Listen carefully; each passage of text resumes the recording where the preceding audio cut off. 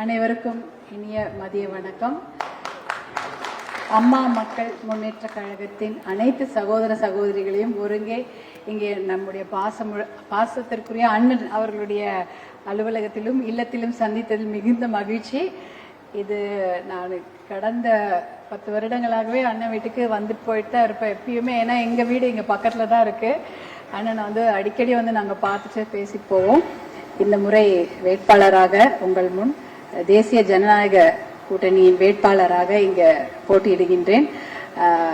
புரட்சி தலைவி அம்மா அவர்கள் பெண்கள் முன்னேற்றத்திற்காக எத்தனையோ திட்டங்களை, சிறப்பு திட்டங்களை கொண்டு வந்தார்கள். 13 அம்ச திட்டங்கள் எல்லாம் கொண்டு வந்திருக்கிறார்கள்.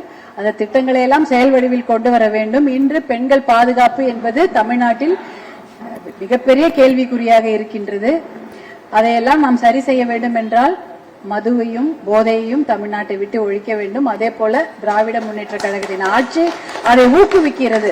நம் இளைய சமுதாயம் மது பழக்கத்திற்கும் போதை பழக்கத்திற்கும் அடிமையானதுக்கு ஒரே காரணம் திராவிட முன்னேற்ற கழகத்தின் ஆட்சியில் அது தங்கு தடையின்றி எங்கு பார்த்தாலும் கிடைக்கின்றது.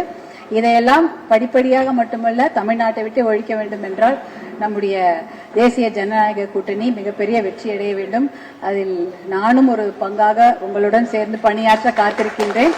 உங்கள் அனைவருடைய ஆதரவையும் ஒத்துழைப்பையும் நானும் என்னுடைய அன்பு சகோதரர்கள் அனைவரும் வேண்டி உங்களுடன் ஒத்துழைத்து நன்றாக வேலை செய்ய தயாராக இருக்கின்றோம். வாய்ப்பு அளிக்குமாறு உங்களை அன்போடு கேட்டுக்கொண்டு விடைபெறுகிறோம். நன்றி, வணக்கம்.